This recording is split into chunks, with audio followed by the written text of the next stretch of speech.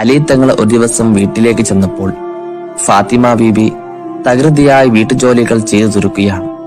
മക്കളായ ഹസൻ ഹുസൈനെ കുളിപ്പിക്കുന്നു, തല തോർത്തി കൊടുക്കുന്നു, വസ്ത്രം ധരിപ്പിക്കുന്നു. ഇതിനിടയിൽ തന്നെ കുബൂസും ഉണ്ടാക്കുന്നുണ്ട്. ചെറിയ മക്കളുള്ള എല്ലാ ഉമ്മമാരുടെയും അവസ്ഥ ഇത് തന്നെയാണല്ലോ. പക്ഷേ അലി തങ്ങളെ കണ്ടുവെങ്കിലും കണ്ട ഭാവം നടിച്ചിട്ടില്ല.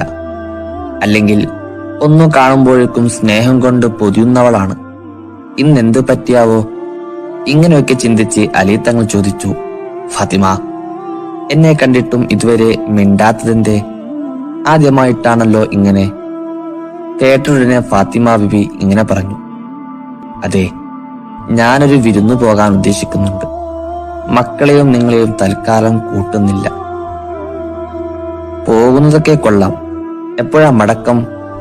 ദേഷ്യം പിടിക്കാതെ അലി തങ്ങൾ ചോദിച്ചു. ഫാത്തിമ ബീവി മറുപടി പറഞ്ഞു, ഖിയാമത്ത് നാളാകുന്നതുവരെ ഞാൻ മടങ്ങി വരില്ല.